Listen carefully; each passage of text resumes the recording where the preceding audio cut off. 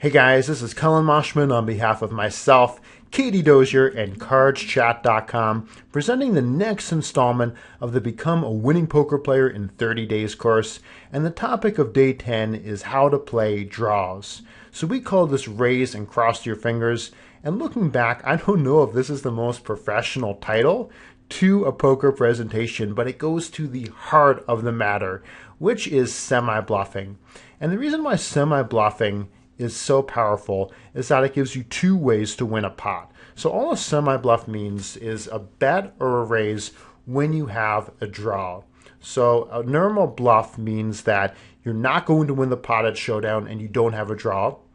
But the semi-bluff, you do have something to fall back on. So you win if your opponent folds, which is a tremendously good outcome. A typical draw you might have would be, let's say, a 7-high flush draw or straight draw. So you're never going to win unimproved at showdown. And if you can take 7-high and go from, let's say, 35% equity to 100% equity in that pot because your opponent folds, that is an amazing outcome.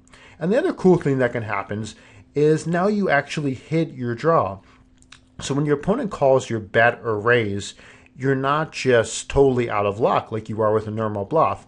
But now when you hit your draw, not only are you likely to win the pot, but you're likely to win a much larger pot because it's grown from your opponent calling, and now you have more betting rounds where you can attempt to win even more money. So semi-bluffing is going to be our key idea for draws. Now, one thing that's important is understanding how pot odds fit in all of this. And a common situation will be, let's say that our opponent shoves on us. In that case, aggression is not possible. If our opponent's gone all in, we're not going to raise them. That's like one of those old school TV westerns where someone bets everything they have and someone else raises the car keys. You usually cannot do that in most live or online card rooms. So the question you have to ask yourself is, do you have the pot odds you need for a plus EV call? So no matter how weak your draw is, if your odds are good enough, you're going to be correct to call that shove. And in the book, we link to an excellent article on CardsChat.com that gives the process for deciding whether you're getting good enough odds. And so I want you guys to all carefully read through that. We'll look at some examples in this video and have the drawing odds chart in the article that we present again in the book nearby so you can use that for your own pot odds analysis. Now, if there is future betting, we need to consider implied odds. And the reason for that is because we can win more money from our opponent when we connect. And that's going to improve the analysis compared to if it were an all-in. So remember when we've talked about reverse implied odds and implied odds, when you have a draw, future betting will work in your favor. If you think that future betting will not work in your favor, then you should fold your draw. So for example, if let's say you have the 2 of spades and the flop comes with 3 spades and somebody bets, you think, okay, well, if I hint my draw to the absolute worst possible flush, I'm probably just going to get into more trouble. And that's true, so that's a sign you should fold your draw. So we're talking about draws where you're happy to hit them and future betting will work in your favor. So let's give an approximate example. Let's say you're playing a cash game, your opponent bets $10 into $20 in the turn, and you have a flush draw. So you're only getting 3-to-1 odds, and you're a bigger underdog to hit your flush with 1 card to come. So you have a 9-out flush draw, and with 1 card to come, you can multiply that by 2, and so you have approximately 18% chance of hitting your draw. We saw before that 4-to-1 odds corresponds to 20% equity. So you would actually want better than 4-to-1 odds if it were an all-in. However, when you hit, you will almost certainly win more than another 10 chips on average, assuming stacks are at all deep. So implied odds justify the call. And there's one really important point that I want to make that I don't know how well we convey in the book, but implied odds is not an exact thing. You can have really good players who don't fully agree on an implied odds analysis because you don't know exactly how much money you're going to win if you hit your draw. And the other thing is you don't always know how much you need to because some of the time you're going to have a little bit of showdown value or some opportunity to bluff if you miss your draw. So this is not a black and white thing. There's an art form to it. And so what I don't want you guys to do is think, okay, well, I need to calculate my implied odds to 10 decimal points and come up with these mega precise calculations. What you want to do is just understand the concept behind it, that you'll win more money when you hit your draw, and make some rough accounting for that when you decide whether or not to continue. So with that said, we move on to reasons to play draws more passively. And there are literally none. I have made this slide blank to reflect the fact that you will always play draws aggressively. Okay, that's a joke. What this actually reflects is that your default should always be to be aggressive because semi-bluffing is so powerful. But on a serious note, there are a couple of important reasons why you want to play draws passively. So the first one is you have little or no fold equity. Let's say that you're up against a maniac. You're up against someone who you know is not going to fold. In that case, you shouldn't play your draws aggressively. You've got great implied odds, right? You know that if you hit, he's not going to fold, so that's fantastic. But you shouldn't bet or raise because you're going to win less than 50% often, and so there's no point in bloating the pot when he's always going to call. Or another example would be, let's say that 5 players see the flop. Okay, it's very unlikely everybody folds, so you may play more passively. So situations where you don't have fold equity, you should play more passively. And the other one is a really important category, which is slightly more subtle, which is that you've got showdown value. So let's say, for example, that you have a flush draw and your current hand is 5 high. Okay, you've got no showdown value. The only way you can win this pot is by improving or getting your opponent to fold. However, let's say that you have 5-4 suited, which happens to be both a flush draw and bottom pair. In that case, you might win unimproved. Bottom pair could be the best hand. And so even though that's a stronger hand, you actually are more likely, have more reason to play that passively because of the fact that you might win unimproved.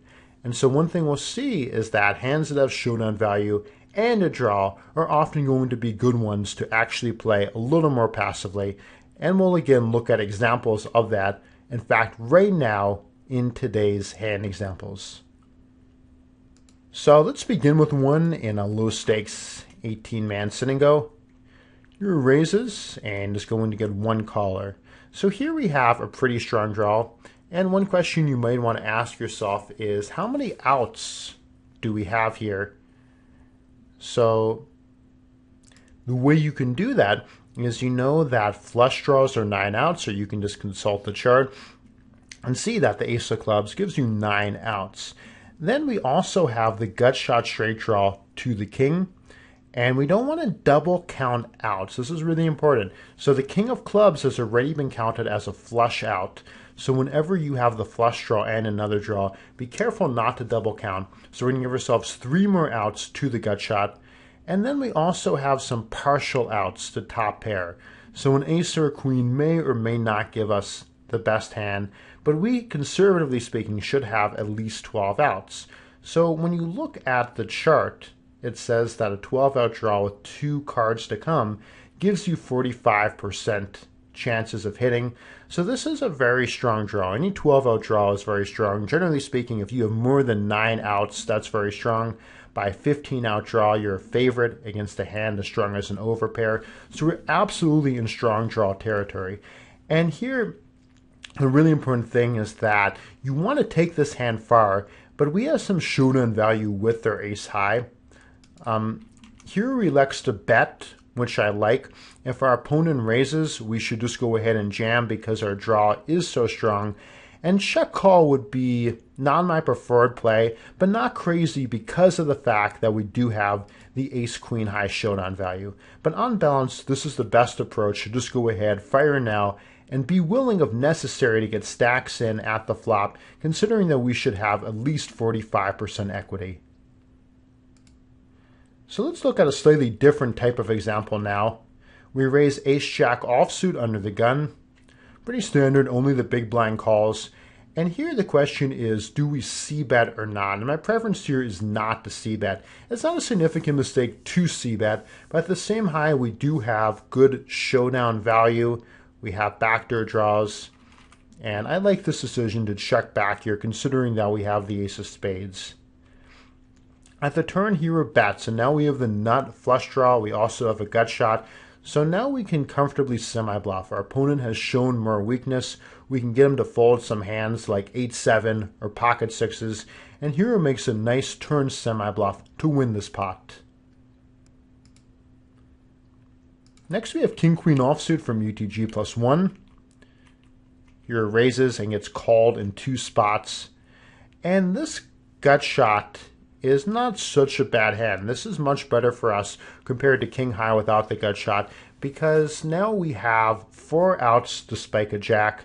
And you can again look at the type of draw chart on Cards Chat and in our book. So inside straight draw is going to be 4 outs, and that's about 17%.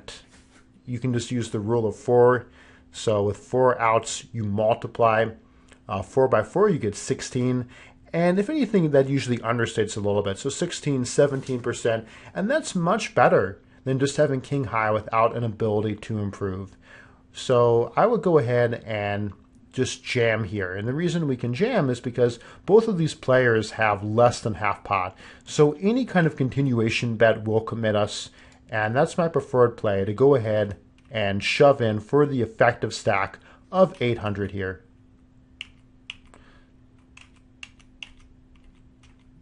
So we lose this pot, and I think this is an unnecessary loss.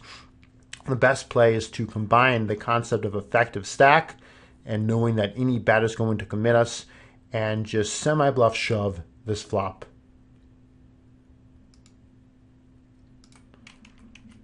In MTT, hero raises king-jack offsuit. We flop an open-ended straight draw, and there's no real reason to check here. This is a very strong draw. And notice also that the 3 kings are going to be at least partial outs. Okay, so when we spike a king, that's not nearly as good as a 9 or an ace, but it does add a little bit of value to our hand. Let's say an opponent has a hand like queen 7 suited. Okay, in that case, if we spike a king, we will improve to beat him. So we can give ourselves a little more credit than that. Just a normal outs analysis will slightly understate how strong our hand is. So that works in our favor. Now at the turn, both options are fairly reasonable. If we did not have showdown value, we often want to keep betting. Here we have more than showdown value. You have a pretty strong hand. So if I had a hand like Jack 10, I would normally check back, because we have a open-ended straight draw, and our pair of 10s, third pair, is good enough that some of the time it'll show down. Here at this hand, I would normally continue betting because top pair is good enough to value bet. So we can bet our combination of made hand and draw, and hero does that and gets a fold. So far, all of the examples we've looked at, I believe, have pertained to semi-bluffing draws, and the reason for that is because it's such an important concept. But now we'll look at a slightly different draw kind of situation that depends more on odds. So this is from a 3 by 180 man, and I would call this hand in the small blind. We don't want to be too spewy with our small blind calls, but here there are already 3 players in. We're getting odds of almost 5 to 1, and we have a quality speculative hand, so I would call with all the low pocket pairs and most suited connector type hands. Here does that, and we hit a flush draw. So this is a slightly problematic flush draw, in that for one thing it's a paired flop, which devalues our hand slightly. There's a chance that we're going to catch up to a second best hand. In other words, let's say for example that somebody has pocket sixes and the turn is the 6 of clubs, so that we hit our flush but somebody else hits a full house. That won't happen very often, but it slightly devalues our draw. The other problem here is that with 3 opponents we have a lot less fold equity. So this is a spot where I'm going to be much more inclined to play the draw passively, due in large part to decreased fold equity. So when our opponent bets, let's now consider a pot odds analysis. So here we can look up and say with a flush draw, going from flop to turn, we want odds of about 4 to 1, and we're not getting them. So Poker Tracker is displaying that we're getting about 2.6 to 1, and in-game you can use a calculator, okay? So let's say you're playing on whatever site, I'll just use Stars as an example, and it's going to say, hey, the pot is 467 and it costs you 180 to call. So you have your calculator next to you and you put in 467 divided by 180. I am doing that literally as I speak. You can multitask while you play and it'll give the same thing that Poker Tracker does and say 2.59 to 1. So now we can use implied odds. There is going to be future betting. So do we have 4 to 1 or better implied odds? Well, what that would mean is it costs us 180 to call. So if we're going to win 4 times 180 or 720 chips on balance when we hit our draw, then we're correct to do that. There's currently 467 in the middle. So what it means is that when we hit a club, we need to win 250 chips or so more on average for this to be a profitable call. And I think that the answer to that is yes, we will win at least 250 more chips. It's not ideal that we have 2 players who have the option to raise. Some of the time we won't be drawing to the best hand, but people have wide ranges in 3 rebuy 180s. So I think that we can make an implied odds call.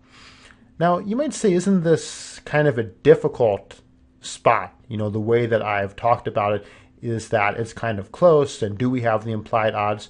But I don't think it's a big mistake to fold here. And the reason why I wanted to use this hand as an example is because, again, the thought process is the most important thing. You would recognize here, you are not getting the immediate pot odds to call. That implied odds make it so that we can get away with calling a little bit wider. And here, whether or not you think you're getting the implied odds, the important thing is to think about that kind of analysis. And I agree ultimately with your decision to call. And of course we're not. So now this is just a straight pot odds analysis. It's that simple. We're facing a shove at the turn.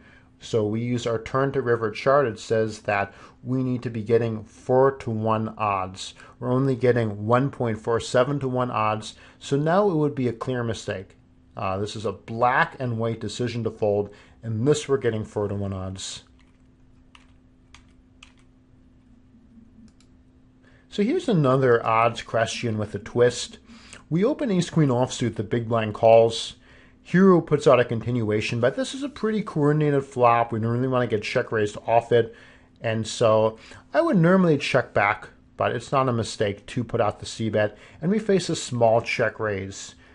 So we might first think, okay, we have 4 outs to hit a gut shot. And hitting an ace is often going to give us the best hand as well.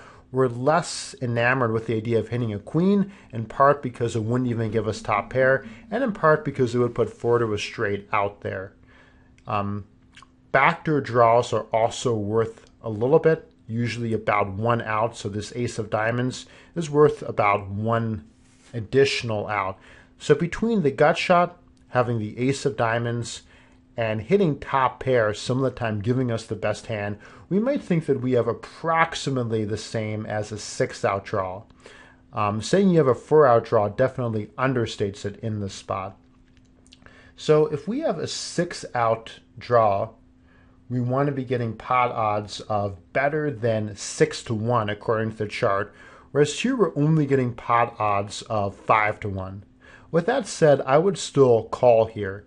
And the reasons for that are, for one thing, with ace high, we might have the best hand right now. Our opponent could be on a bluff. He could have a worse draw. And the other aspect of that is implied odds.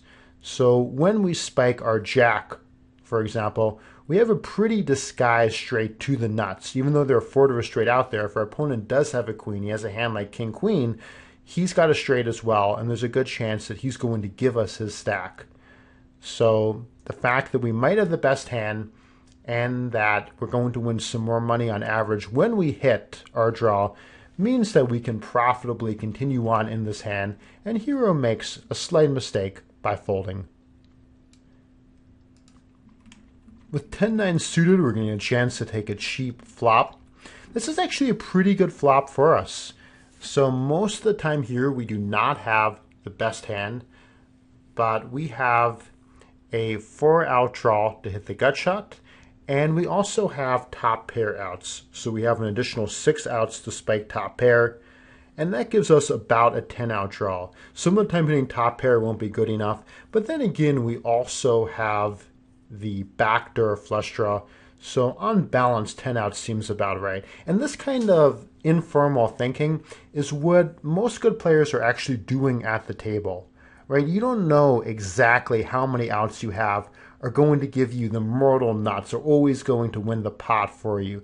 So you might say, okay, well, 4 outs to a gut shot, always going to give me the best hand. I have additional 6 outs that are usually good, but not always. But I'm just going to give them as full outs because of the fact that I also have a backdoor flush draw. So you want to get it approximately right, even though this is also not just an exact science.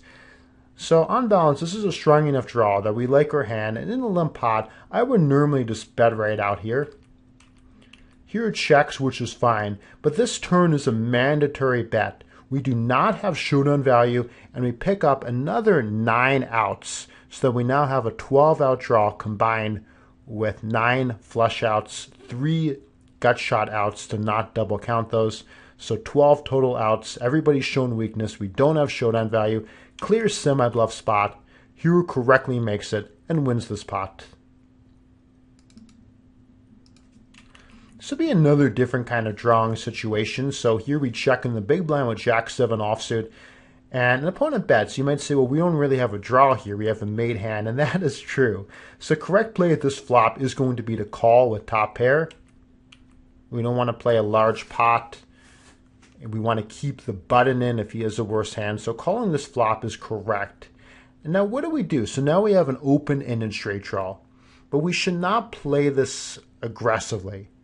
And the reason for that is because we have a lot of showdown value with our top pair. So when we raise, we're going to get him to fold most worse hands. We're going to get action from pretty much any better hand. So we can call and take advantage of the fact that we don't need to worry so much about protecting our hand. We have both made hand and a draw, and this is a good spot to call. Our plan when we call is that if we hit our straight, then we're going to have as many bets as possible go in at the river. If we do not hit our straight, we'll have 1 bet go in. So let's say, for example, the river is a deuce. If he bets any reasonable amount, we'll just call him. If he checks, we'll value bet. So we can play very well at the river. And it is, in fact, a deuce. So we'll go ahead and value bet this. I think this is too conservative a check back. I would bet this river. And hero wins the pot. So we're going to look at one more example that illustrates an interesting point before we move on to today's big quiz. So here, hero has opened ace-jack suited under the gun. We continuation bet or strong draw, and the opponent puts in a pretty big raise. Now, really, really important is this idea of a 15-out draw. 15-out draws are pretty incredible because what that means is that you are a favorite with 2 cards to come. So if our opponent has pocket kings, let's say he's got red kings, then we're a big favorite. In that case, we actually have even more outs because we have an 18-out draw since we can pair our ace.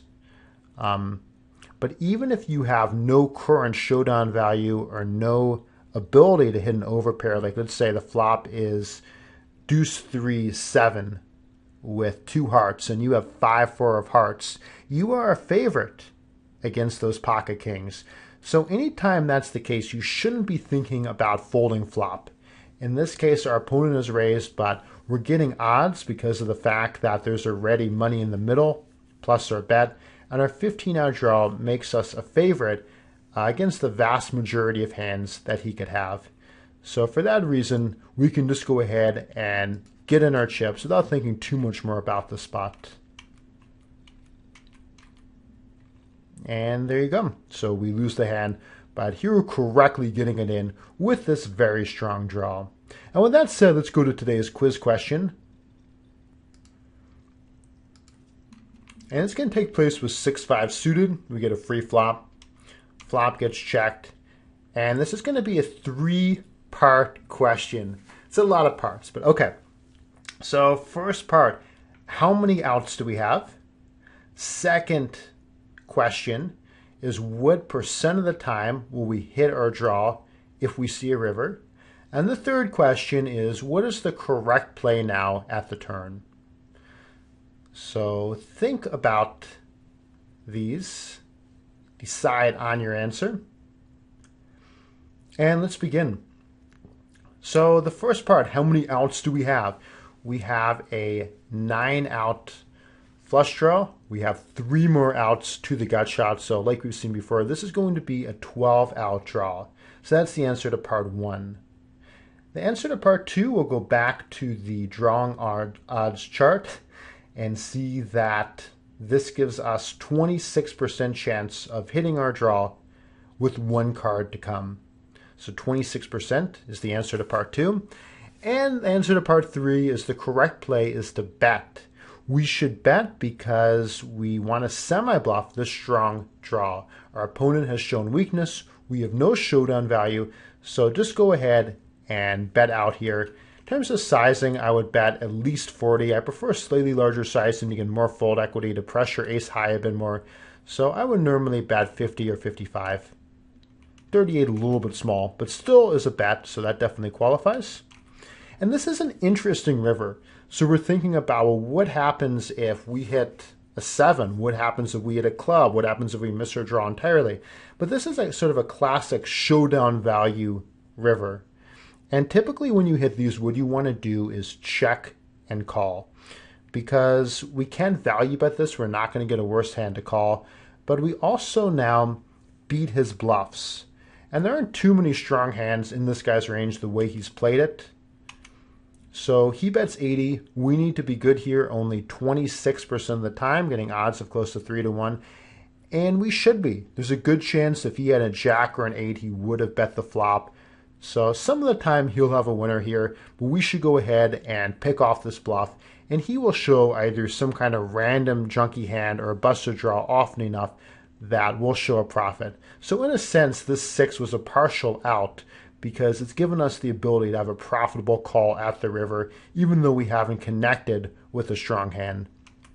And an incorrect fold that hero makes. So again, on balance, you will show a profit by making this call. So key takeaways from this video are going to be you want to semi-bluff aggressively, you want to understand how many outs you have and what percent you are to hit with 1 or 2 cards to come. You want to know that implied odds with your draw mean that you can get away with calls so long as there's future betting and you're likely to be drawing to the best hand. If you're not getting quite the pot odds you need, but have the chance of winning more from your opponent on a future street. So those are going to be the key takeaways from this video.